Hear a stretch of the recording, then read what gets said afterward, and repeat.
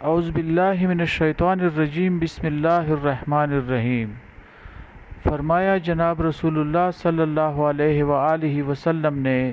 جنت میں پہنچ کر جنت والے مرد عورت جنت میں کھائیں گے پئیں گے، لیکن کھانے کے باوجود یہ لوگ نہ تھوکیں گے، نہ پیشاب کریں گے، نہ پخانہ کریں گے، نہ ان کو ناک صاف کرنے کی ضرورت پیش آئے گی۔ صحابہ رضی اللہ نے عرض کیا، تو کھانے کے فضلات بدن سے کس طرح خارج ہوں گے؟ آپ وسلم نے فرمایا، اس کی دو صورتیں ہوں گی، اول ڈکار آئے گی،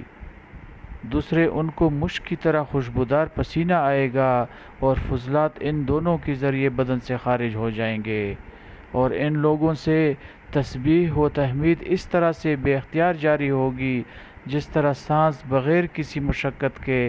خود بخود نکلتا رہتا ہے۔